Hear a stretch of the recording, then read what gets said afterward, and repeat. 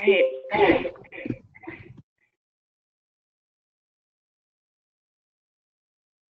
All right, so good afternoon, everyone. Let's just go ahead and get started. This is Keisha Pollock from the PAPRN Plus Coordinating Center. Thanks to everybody for making time today to be on this call. Let me extend a great big welcome. We haven't spoken in a bit. We canceled our last call because we learned that there were a few conflicts and we were projected to have low attendance. And so I hope folks appreciated that we postponed a great presentation we were going to hear about engaging with policymakers, and we're seeking another date in the future to bring that to the network. So today we will begin as we normally do with updates from the CDC. So let me turn it over to Tom to provide those.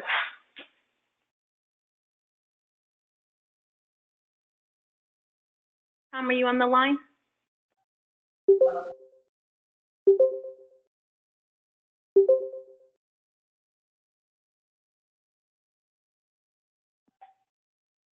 Oh, hello, Tom? Hello. Hi, everyone. This is Keisha Pollock. If you can please mute your line, please. Thanks so much. I thought I heard Tom talk, but maybe I didn't. We'll just wait a minute and move right on to the coordinating center updates, and we can come back for CDC updates from Tom Schmidt and anybody else from the CDC. So as far as the coordinating center, we are in the process of setting up presenters for the next several calls over the next few months. If you're interested in presenting your work, please let us know. We are at the point where we are highlighting the collaborating center's research projects as they are in year 3 now, and several people have asked for some updates, and so we're excited to have our first presentation from one of the funded collaborating centers in a little while on this call. I also want to provide a brief update. On our last call, I mentioned that we were writing a paper that grew out of the NIH-supported meeting we had on dissemination and implementation of policies to promote walking and walkability. Many thanks to individuals from the working groups who helped provide draft language of that paper. So that draft will be going back out to all of those who contributed to help refine and provide edits. And I just want to say we're excited for this because I think it'll be an important paper for the field, where we are identifying for each of the working group topics where are opportunities to advance policies to promote walking and walkability using a dissemination implementation research framework. So we're excited about that, and whenever we move that forward and are able to share it, we will certainly do that. And I think it would be good to highlight sort of what we found on a future call, so we'll be sure to do that. That is my only sort of update right now. Amanda's going to provide a couple of updates on the working groups, and then we'll circle back and see if Tom has joined the call. So Amanda, please. Great, thanks, Keisha. I just wanted to give a brief update on the working groups.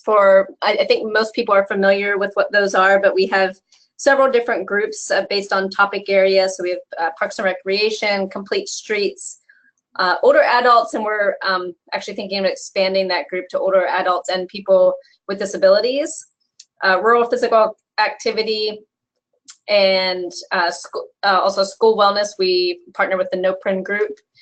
And I think I missed one. I forget which ones I said now. I think Complete Streets. But so most of those groups are now meeting bi-monthly, and we have quite a few projects going, and we've made some really good progress on some of the kind of research summaries that we're working on. And so I'm hopeful that we'll have some products coming out of the working group soon. So if you are interested and are not already part of a working group, you can just reach out to me and I'll send you the information that you need and also let you know when the calls are going to be. So just another plug to, if you aren't already involved, there are lots of great things happening. So just let me know if you're interested. And the only other update I was going to give is about the Active Living Research Conference.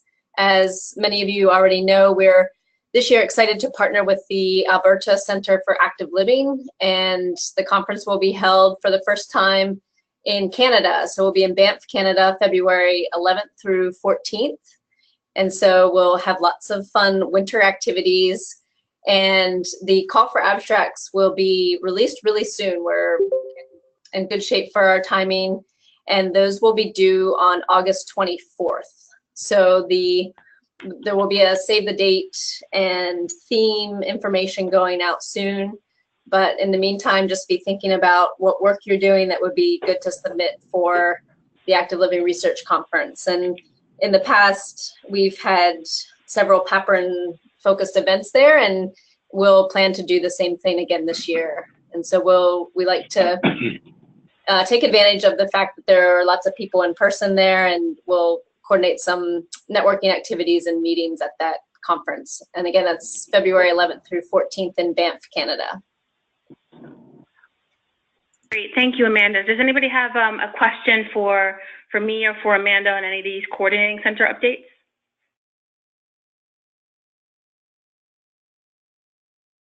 Okay, thank you very much, Amanda. We're excited for ALR again this year. Let me just back up in the agenda. If Tom? Keisha, I'm on now. Hey, Tom. Great. So it's perfect timing. So we're turning it on to you for CDC updates. Okay, I got cut off, so I'm back now. Two things I want to mention. One is called the Healthy Behavior Data Challenge.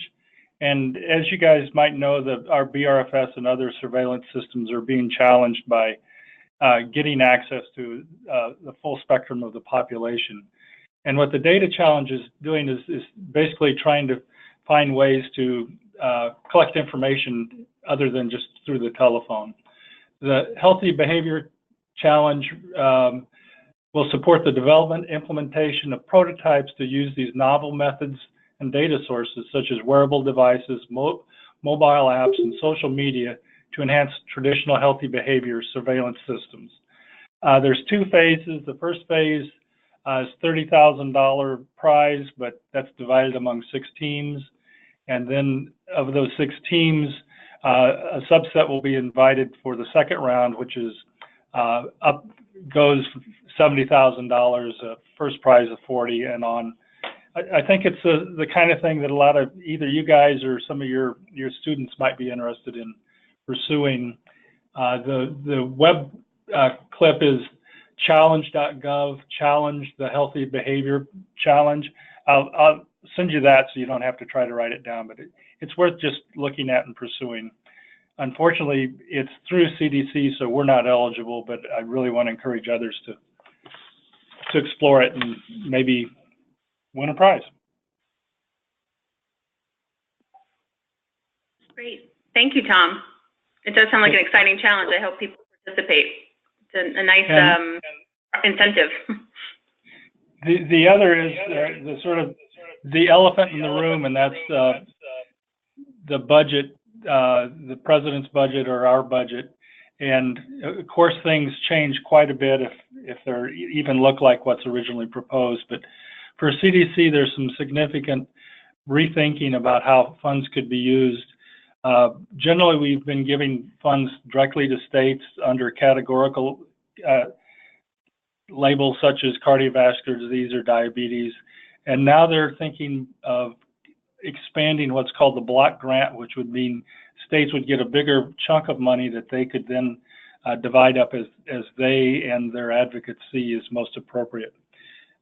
Implications for that block grant for us are, in order to do that, they would change or zero out some programs such as REACH, also the prevention research centers, the injury prevention centers, and some smaller programs such as epilepsy.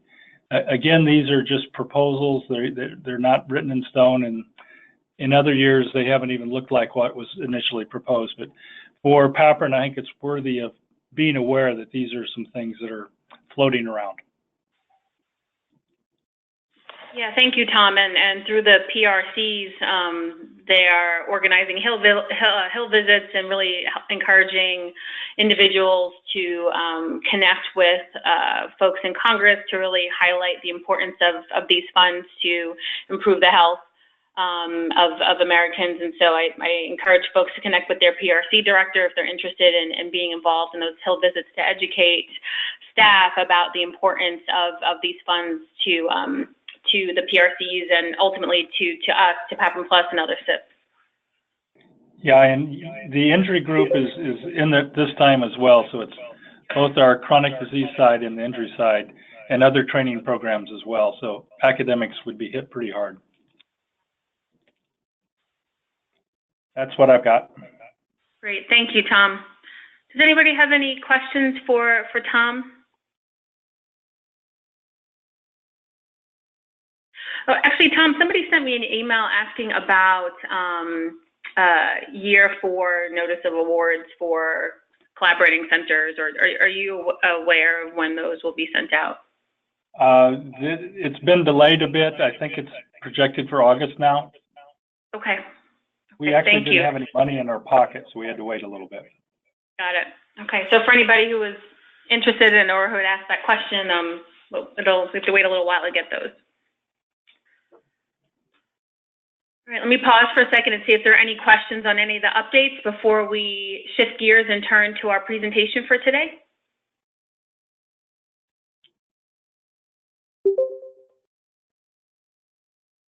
Okay.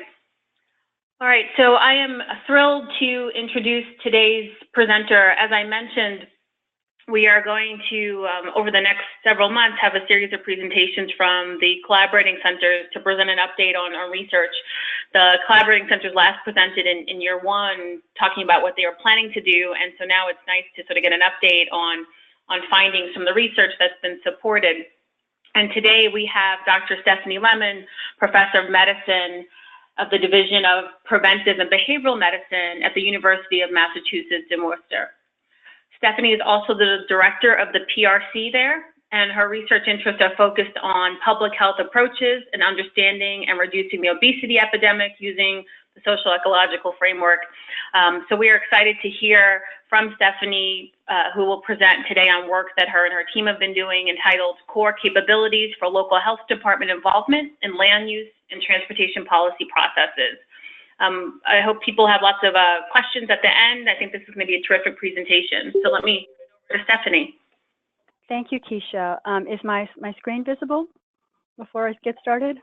Yep, it is. Looks great. Thank you. Okay, great. So thank you. I'm really excited to be able to talk about our work today. As Keisha mentioned, we're going to be talking about our core project that we've been working on over the last almost 3 years through PAPRN. But I'm also going to be talking a little bit about some previous work that we had done through the last cycle of PAPRN that led to where we are today. Before I get started, I just want to acknowledge the collaborators who have been working with us on this project. First, Karen Goins is on the line. Karen has been the co-investigator and coordinator of the PAPRN work that we've done over the last 7+ years. And the individuals listed on the screen right now are the folks who've been working with us on our current project. As you can see, we've got folks who are active in PAPRN as well as other colleagues in the realms of transportation, land use and planning, as well as some practitioner-focused, some collaborators. So it's been a really great team to work with through this project. It's going to be a very research and data heavy presentation because I'm interested in sharing results. If people have questions or anything, points of clarification along the way, please feel free to chime in. I'm happy to take questions at any point. And then lastly, the official acknowledgement. As a good academic, I want to acknowledge our funders. We're very grateful to the CDC and to the PAPRN Plus network for funding this work. And I have no disclosures to make otherwise. Very briefly, I'm probably preaching to the choir, but transportation and land use policies, as we know, can promote physical activity. There's quite a bit of observational data that supports this. At this point, there's been a lot of movement towards thinking about, okay, we understand how this works, understand that this is an association, but what can we do to really use policy approaches to promote physical activity in communities? At the local level, even though funding for transportation and land use comes from local, state, national funds and sources, and there are a lot of different ways that funding streams work and that policies happen, much of the work actually happens at the local, municipal, or county level where local decisions are made. Increasingly, local health departments, which come in a variety of shapes and sizes across the country, are being called to participate in these policy processes, particularly in an effort to promote efforts to increase physical activity-friendly policies in communities. However, by and large, this type of training in policy work is not part of a traditional local health department employee's skill set. It's not something they have training in. It's also not typically something that is part of their job responsibilities. And so with this very broad context, I'd like to move on to first talk a little bit about what we did in our first funded cycle of PAPRN from 2009 to 2014. Our goal back then was to describe municipal officials' participation in land use and transportation policy, as well as to understand barriers and facilitators to this participation. So we started off with a broad focus at the municipal level beyond public health, but to include all municipal employees, leaders, who may be involved in this kind of work. Our first study was a survey of municipal officials. We utilized the working group structure of PAPRN to conduct a web-based cross-sectional survey that was guided by diffusion of innovation theory. We ended up targeting officials in 8 states that are listed here, and those 8 states were very much a convenience sample because those were the 8 states that we had representation from on our working group. And we targeted larger communities of 50,000 or more and identified communities through municipal yellow books and basically did an inventory of all relevant municipal officials in these states, in these communities, which amounted to about 94 cities. Very briefly, what we found in our final sample of about 453 people were largely white men who were college educated, who fell, sort of in the middle in terms of political affiliation on social issues, but much more on the conservative end of the spectrum on fiscal issues. And the breakdown by participant job position looks like this. So we had a small fraction from public health, a large group of municipal legislators, and then representation from planning, transportation, economic development, parks and recreation, as well as mayors and city managers. To jump ahead to some results, what we found was that in response to our first question about participation in policies related to land use, over 70% had some participation or involvement in this type of activity in the past. And you can see from this slide, it's probably not surprising that everybody who worked in planning had this kind of association, but there was a lot of variability from the other disciplines, and public health really lagged behind everybody else. I believe that number is about 27%. In the second area we were interested in related to participation, the overall number, again, is in the 70s. So there's a lot of involvement from these municipal officials, but much less so from public health again. Variability with respect to job type and position, and it kind of plays out the way you might expect it to. But once again, public health had much less experience in this area. We did a series of models, looked at various factors, both in the overall sample as well as trying to understand differences between public health and other fields. First, in terms of the overall findings, I'll spare you some of the data details on this, but essentially what we found was that people who were more likely to have been working in land use policy participation they were more likely to have sort of personal beliefs and experiences that related to this, thinking that it was important. So for example, a belief in the evidence. Coalitions and network participation was a really important predictor. And so we sort of have some sort of ancillary evidence that the coalition work can be effective.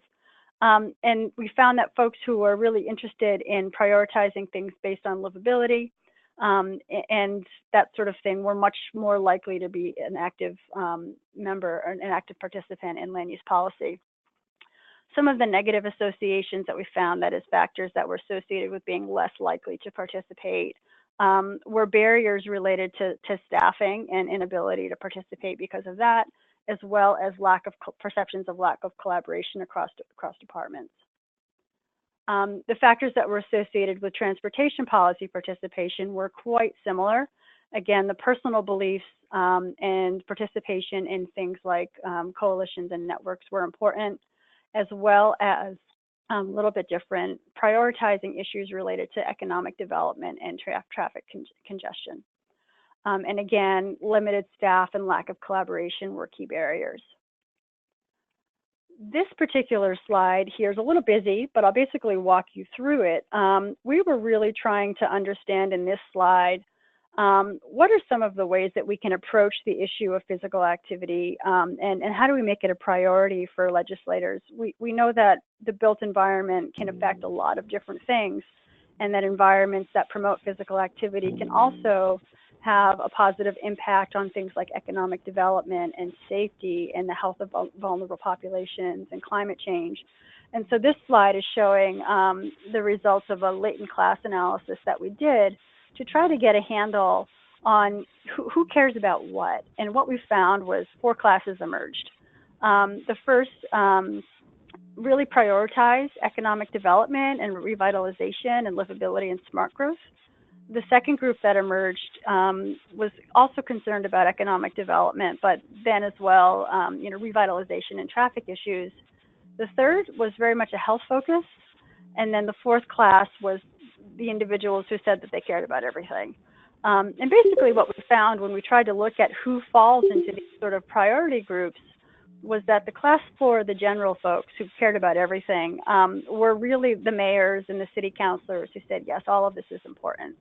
The class 3 folks were much more likely, the folks who said they care about public health and obesity and physical activity, were people who worked in public health and who worked in parks and recreation. The other folks, the class 1, class 2, who cared really about economic development and revitalization more than anything else, tended to be everybody else. The planners, the transportation folks, et cetera, fell into these categories. And so we thought that this was an interesting way to think about how we kind of target our messages or communicate with people across different disciplines. The last set of analysis that we did with this data was to try to understand a little bit more about where public health officials fell with respect to some of the exposure variables that we were interested in. As we saw before, their participation levels were much lower. And so it's by this point in our trajectory of analysis and working on this project, we're starting to lean towards thinking about maybe public health as an area that we could focus some of our future efforts on. And we found that public health officials obviously had much less experience with land use and transportation policy. While they believed it was physical activity in particular was a much more important part of their day-to-day activities, they believed also that it was less likely to be considered in built environment policy. They were more likely to participate in coalitions, although they were less likely to actually be involved in policy. And they experienced, importantly, some critical lack of perceptions around staffing and ability to participate in this kind of work, and perceptions of lack of collaboration or lack of experience, more likely with collaboration across municipal departments. And so this last slide sort of leads us directly into the next study that we did in the first round of PAPRN. In this project, we reached out to collaborators at NACCHO, the National Association of County and City Health Officials, because it seemed like a great starting place to start to focus our efforts on local health departments. And we initiated a collaboration in which we did an analysis of the 2013 Profile of Local Health Department survey. So this is a survey that NACCHO does every couple of years. I'm not sure there's a standard schedule. And the goal of the survey is to, basically they survey every local health department, meaning city, county, any way that you configure a local health department below the state level. And in the cases of Rhode Island and Hawaii, where there is no local health department, the actual state health department. And their goal is to survey them on their activities in a very, very broad range of areas. And so there's a primary survey that targets everybody, and then there are a couple of supplemental surveys that are offered in addition that go to random samples. And as part of this survey, and part of one of the sub-surveys where they target about half of the local health departments through a probability sample, they ask about participation in policy and advocacy areas, including related to community level urban design and land use policies, as well as active transportation options. So these are two outcomes that were pretty similar to our first study, but they had access to a bigger and more representative sample of local health departments than we did. And we were interested first in understanding the prevalence and experience in working in these areas among local health departments, but we were also interested in how factors relate to them, including health department structural characteristics, how performance improvement efforts that are sort of popping up everywhere for, for strategic planning, et cetera, for health departments, as well as their experience with collaboration influenced whether or not they had been a part of built environment policy efforts.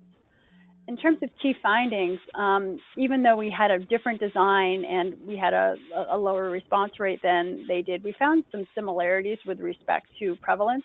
Their numbers were actually a little lower than our first survey. They found that 25% of local health departments, any official in a local health department had participation in land use or community design policy activities, and only 16% had participated in anything that they envisioned as being related to active transportation options. With respect to what was associated with policy participation, it was really the big cities where this was happening. So the really large cities with more than 500,000 people, there was a pretty steep change in rates based on community size. Probably that's not very surprising to anybody on the call. We found that the coalition approach was also very effective, independent of population size. So again, being part of a coalition or a network was predictive, as was participation in the Community Health Improvement Plan in the past 5 years. For those who are not familiar, Community Health Improvement Planning is really an approach to strategic planning that is very community oriented and is advocated or actually required for public health accreditation. So we sort of view this as really a performance improvement type approach. With respect to transportation policy, the key things were fairly similar in that large populations and those who had involvement in some sort of a coalition or network were important predictors, as was greater staffing and consistent use of the community guide to drive their efforts. So similar to the land use policy, it's some attempts at really using evidence or a strategic improvement strategic planning or performance improvement policy approach, excuse me. And so here we thought we had identified a few key things to be thinking about. One was really, we probably don't need to be reaching out to the really large cities because they seem to be doing better. But second, the idea that we could tap into the sort of flux of the movement towards using performance improvement approaches to guiding the work could be an important way to go. So by this point, we had reached, our 2014 application, and we decided to focus it specifically on local health departments with a goal of developing a research-based tool that identified core capabilities for local health departments and other public health entities to use in strategic planning. And the goal of this tool would be to assess where current activities fit into their current physical activity and built environment approach, and to strengthen capacity over time by outlining options for next steps. And critically, I think we sort of thought from the outset that it would be important to recognize the wide variability in configuration as well as resources of local health departments across the country. So we wanted to develop something that had some flexibility. Our approach to accomplishing this is to use a modified Delphi process. So a Delphi approach is pretty simply a methodological approach that is intended to gain consensus on an area, whether it be a set of recommendations, competencies, whatever it might be, that utilize experts in a given area and have them participate in a series of different methodologies to help achieve consensus on an area.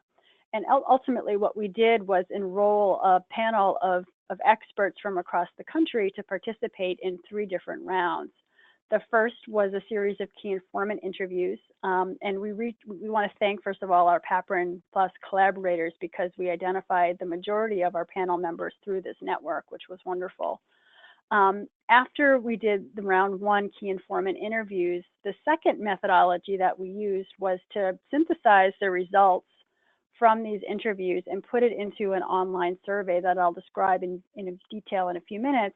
But ultimately what we did was we came up with this initial list of capabilities from the key informant interviews, along with tasks associated with each capability, and to take it out even further, associated knowledge and skill sets required to perform the tasks. We used the round 2 survey to ask respondents to rank them with respect to whether or not they felt that they were important and whether or not they felt that they were feasible. And then lastly, in our third round, we refined what we did in round 2 and completed a final validation survey.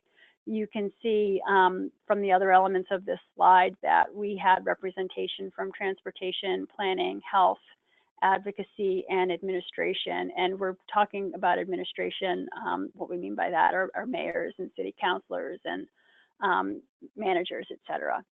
After we did round 1, I just want to mention, because the numbers don't quite add up, we realized that we were kind of low on advocates and the administrative folks, so we supplemented the sample with a few additional people in round 2 before we move forward. The key informant interviews asked participants to respond separately for land use and transportation to these questions. How can local health departments help other municipal departments meet their own goals? What are the unique contributions that they can make? What roles or activities could they participate in? And what are the knowledge and skill sets required to accomplish this? I will also say that we started off these interviews first by saying, do you think this is a good idea? Is there value in local health departments participating? And overwhelmingly, the response was yes. So I'm not going to be presenting that data. But that was, in case anybody was wondering, one of the key things that came up first. After round 1, we ended up developing an initial set of capabilities, and the next few slides just kind of walk you through what those are and how we define them. So number 1 is collaboration with other officials, and this focuses on relationships with local, regional, and state governments, across sectors and as well as health departments. Number 2 is public outreach to the community, which can include community education, engagement, mobilization, and promotion. Number 3 is policymaker education, and this is accomplished to increase awareness and develop champions within the local government structure. Number 4 is review and comment on plans, policies, and projects, specifically that enhance walking and bicycling and transit access. Number 3 is the development of such plans and policies, and to be an active participant throughout the process. Number 6 is project development and design review, so input on project design from the early stages. Number 7, to serve on policy boards that relate to land use or transportation, whether this be in a voting or non-voting role. Number 8 came up pretty often, and it's something that I think that other officials equate with health department capabilities, and this relates to data and assessment, and this included a range of things from primary data collection to health impact assessment to GIS to qualitative work, et cetera. Number 9 was cross-sector and dedicated funding, and the idea there being, either embedding planning or transportation within local health department staff, or having staff within the health department be dedicated to these activities. And then the last one was funding support. So working collaboratively on grants, as well as potentially allocating existing funding or funding from other projects through grants to these areas. And so this is a very broad list. For each of these 10 areas, we additionally developed a series of related tasks. So what does it mean, for example, on the slide, when we say policymaker education, what are the tasks associated with that? And I'm just going to very briefly walk you through one example because it's far too much to present. And so with respect to policymaker education, 4 key tasks emerged. The first was communications and presentations to elected and appointed officials. The second was actually conducting trainings about built environment impact on physical activity and health to elected officials.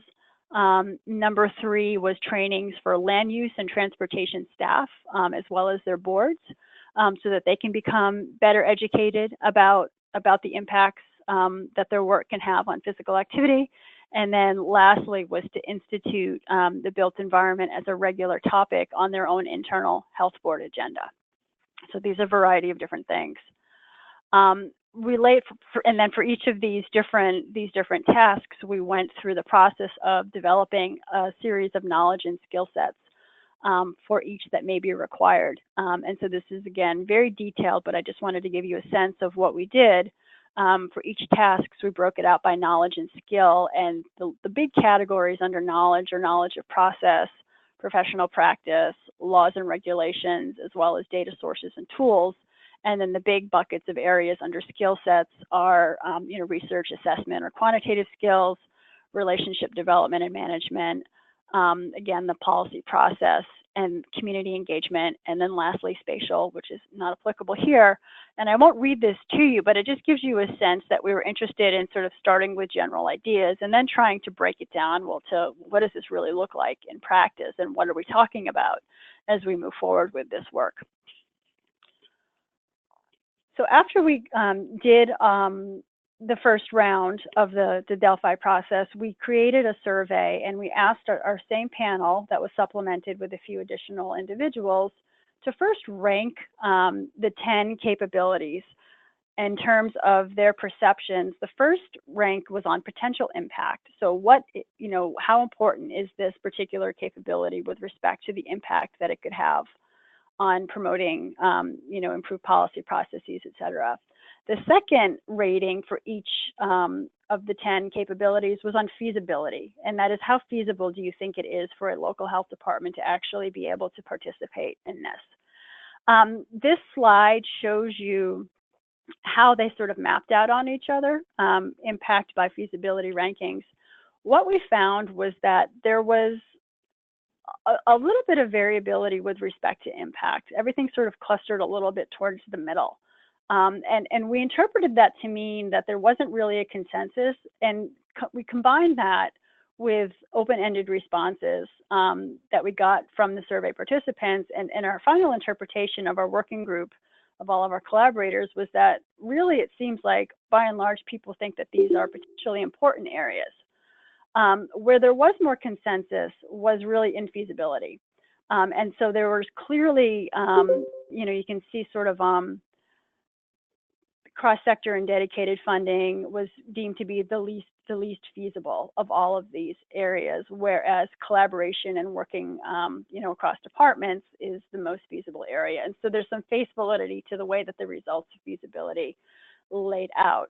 What we ended up deciding as a sort of an investigative team was to keep all of these capabilities in our work moving forward, because it did seem like there was perceived importance of the different areas. But at this point, we made the decision that we would break it out by resource categorization. And so where we went to next was to categorize these areas by resources required. As I mentioned from the outset, one of our goals was to create something that could be used by departments of varying resource levels. And so we thought that this categorization process would help with that. And so our initial categorization is kind of laid out here. What you see on the right, though, are the percentages, are the results of our round 3 survey.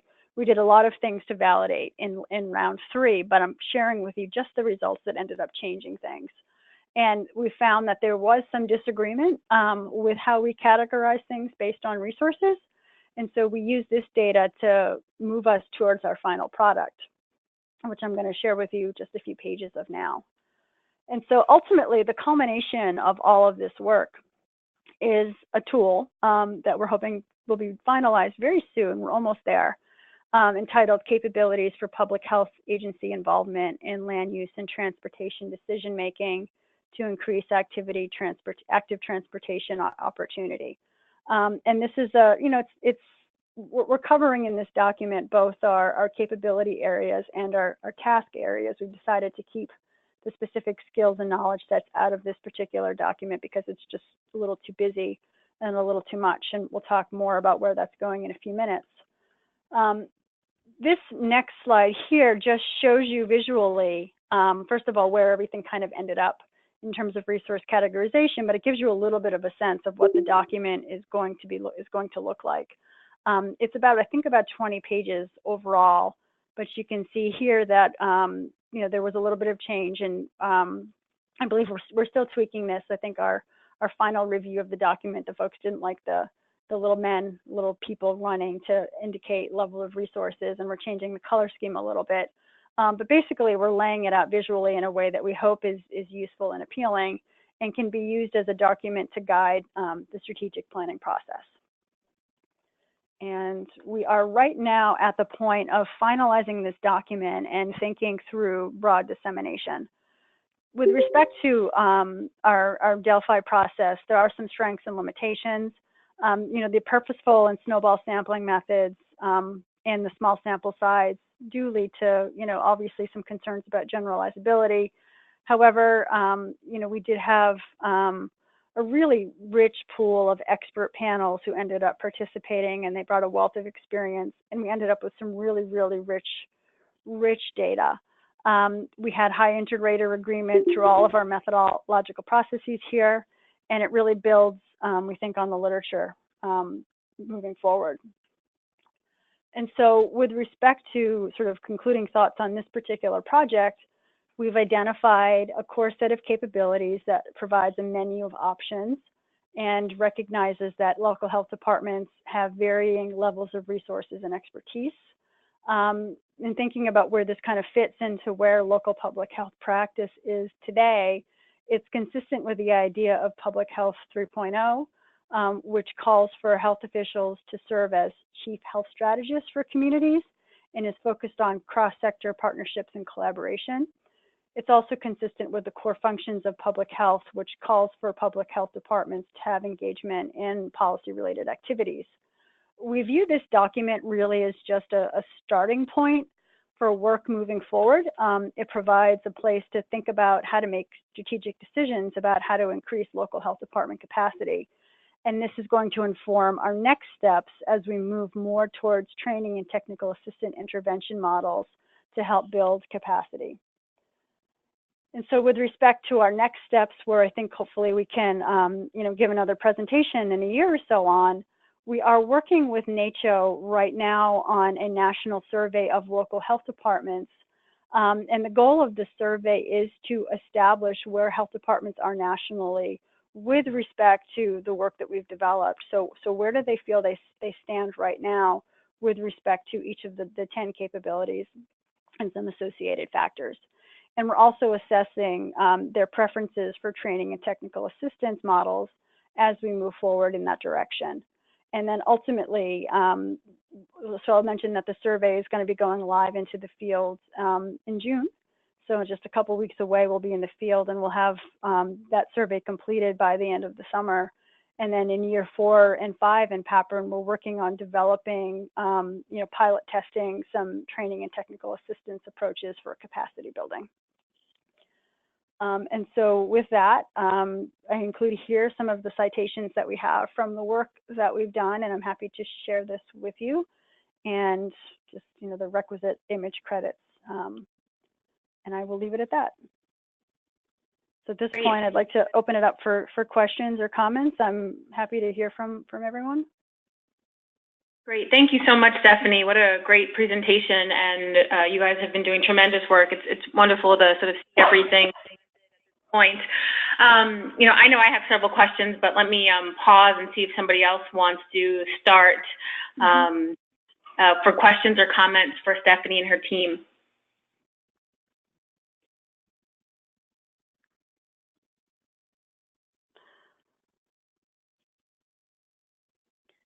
All right. Well, then I'll go ahead and start with my question, Stephanie, if you don't mind. I had a clarifying question and then a separate question. My first clarifying question was, how did you sort of define participation, right? When people were asked about, did they participate in sort of land use policy, do you feel like, or were you guys trying to capture some, what did you intend for participation to mean? Did people have a definition of that, or just wondering if you could talk a little bit about that, because I can imagine there's different levels of engagement. There absolutely is different levels of engagement, and I think that that's probably a limitation to some of the work that we've done. So we've really, I think, captured it in its most minimal format, in its most minimal form. We were not super clear. Karen, I believe, I'll ask Karen to step in. Our original survey that we did include levels of engagement, and I can't remember exactly what the wording was. So there was a scale that we used about participation, and I think we found that participation was so small that we went with, I guess, the least conservative approach of saying having any involvement at all meant that you have participated in the past. But I'll ask Karen to see if she can recall, because it's been a few years, exactly what those categories were. Karen, do you remember? Well, I'm happy to share that survey with you, Keisha, or anybody else who's interested. But to get to your point, you're absolutely right. There is wide variability in what participation can mean. It can be, minimal, or it can be heavy involvement. And I think by and large, what we found that the participation was more on the minimal side. But we did end up going with just sort of a dichotomous approach because of small numbers. Yeah, great. Thank you for clarifying that. And then I was really struck and excited by your finding about one of the factors that was associated with both land use and transportation policy transportation policy was being involved in a coalition or network. I thought was really fascinating, and just wondering if you guys captured any additional information about, what types of coalitions, or did people sort of share that they were involved in, active living research or TRV or something. I wanted to know if you guys were able to dig a little bit deeper into that, because I thought that could be a good way for those of us who are interested in this area to engage more with folks. So in these surveys, no, we didn't collect anything more than just that. There was, in the last round of PAPRN, I think at least one paper that came out around, what strong coalitions look like. And so I'd be happy, I think Karen probably was involved in some of those papers. I personally was not. So there is some data out there that's been developed by PAPRN that talks about what does it mean to have an effective physical activity, / active transportation coalition. But that didn't emerge in this work. We just had pretty straightforward questions in the quantitative surveys. Great, thank you. Any other questions or thoughts? I think there's a question on the chat box. Oh, okay. Let me see if I can figure out how to work the chat box. Let me just see if I can open this. See. Okay, let's see if I can make this bigger here. Let's see. I have it up if you want me to read it. Sure, that'd be great. Thank you. Was there a disconnect between the jurisdiction of, sorry, I'm getting an echo. I hope you understand as I do. Was there a disconnect between the jurisdiction of local health departments and municipalities? Local health departments are often county jurisdiction with more to contend with than a particular city. So that's a great question, and you're right, there's a lot of variability in how local health departments define themselves, even beyond just city and county. We did include that as a correlate in the second study that we did with NACHO to see if there was an association between type of, quote, local health department and participation, and we didn't find any such association. One of the limitations of our work is that, any involvement for a county official could mean just being involved in, the town or city that they're located, or just one. It could mean that they weren't necessarily working with it across the entire county, so we can't capture that. But in terms of the crude way in which we were able to capture it, we didn't find any differences.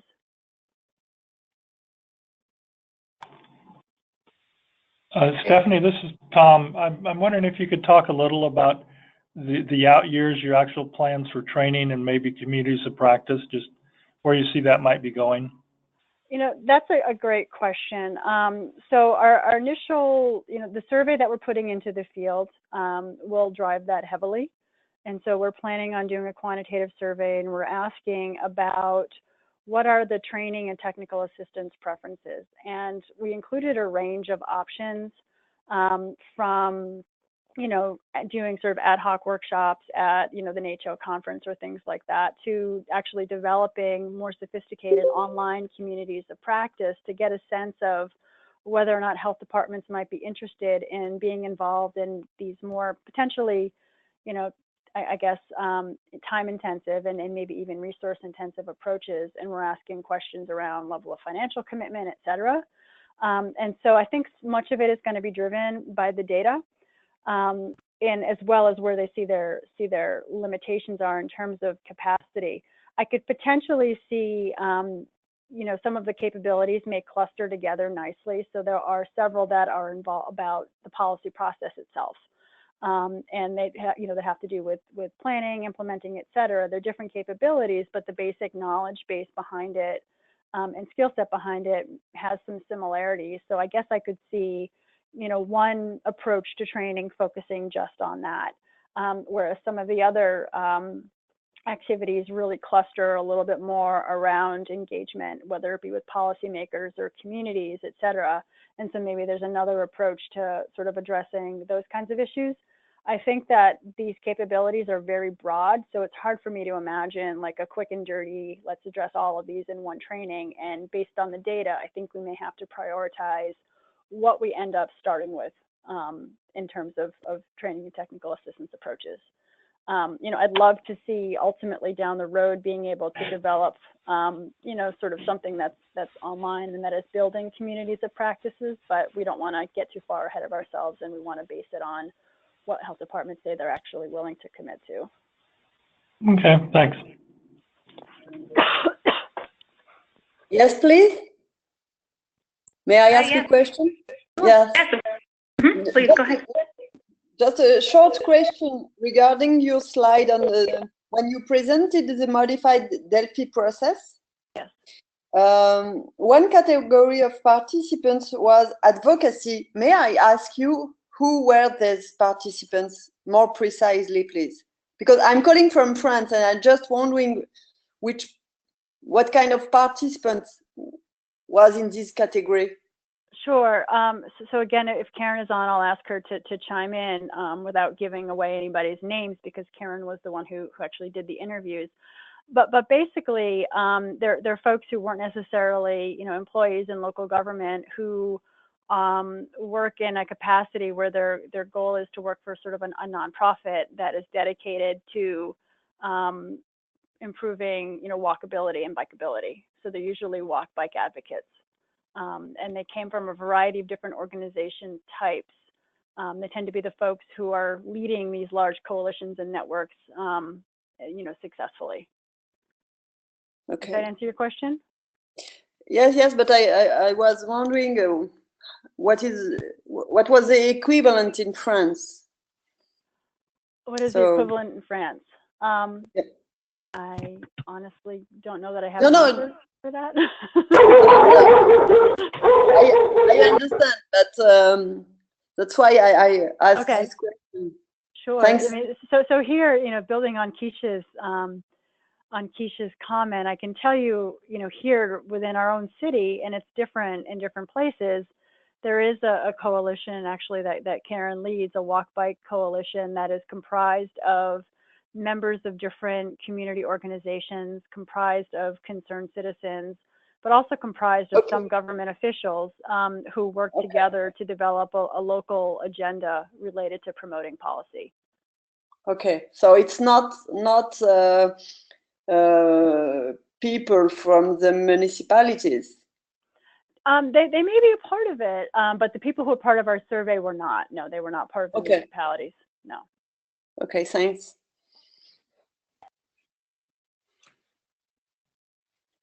Stephanie, this is Keisha again. You, towards the end of your presentation, mentioned that you guys are starting to think about broad dissemination, and you'll be working on that over in the near future. Just wondering if you can share some of your initial thoughts on who are the key stakeholders that you're planning to share your findings with, and just a few thoughts on dissemination. Sure. So, I mean, I think our primary target stakeholder group are local health departments, but I also think that others in municipal government and others who do this work are important stakeholders as well. And so the key product from this first phase is going to be this document that we've developed, and we will have accompanying briefs and executive summaries, as well as a longer, sort of more technical manual that goes along with it. Two of our key partners to date have been NACCHO and Change Lab Solutions. So we're going to be working with them first to think about how we can distribute and share what we have done. And then we'll sort of take it from there. And so we do want to get the word out, but we also want to be clear that we recognize that just having a document in place is not necessarily going to change, make a lot of movement, in the needle. So we're going to build from this document our future research efforts as well. And so we're going to focus primarily a practitioner targeted audience with the first emphasis on health departments, but also more broadly to the folks that we hope that health departments will improve their capacity to collaborate with. Great, thank you. Are there any final questions for Stephanie? Let me check the chat box and also see if folks have any final questions.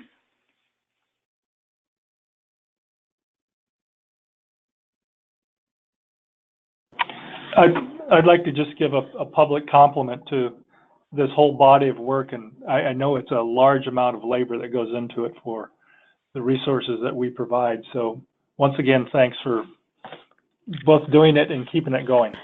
Thank you. Appreciate that. Yeah, Tom, that's a great transition to my final comments. I just want to echo that, Stephanie, and thank you so much for making time to present today. And I hope that the questions that you received at the end were sort of helpful for you guys as you're continuing to move forward on this work, and really important, and let us know how we can support you in terms of continuing to get it out. Really, really, really great work. Kudos to your team. Thank you. And thanks everybody for being on today. I know we're just about out of time. Just wanted to check in and see if anybody has any updates or anything that they want to share for open mic.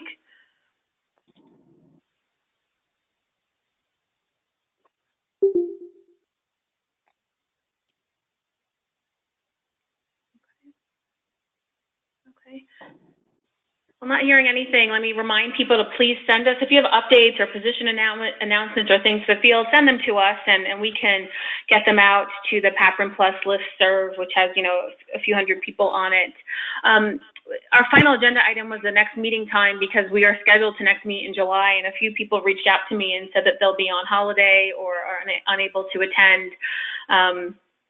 I just want to ask people to sort of be in touch if they think we should schedule that meeting or postpone it because of summer travel. If that's the case, then we will take a break for the summer and then resume our meetings in September. But of course, if something pressing is coming up, we want to find time to meet, particularly with things going on with the CDC budget. So, please, this is Keisha, send me an email, kpollac1@jhu.edu, and let me know if you are going to be available for a call in July, or if we should think about postponing that one or canceling that one and meeting in September. So once again, many thanks to all of you for calling in today. It's 2 o'clock, so let me wrap up and say we look forward to speaking with you again in the near future. Have a great day and enjoy the holiday weekend, and I hope it's a fun and active one. So take care. Thanks. Bye all.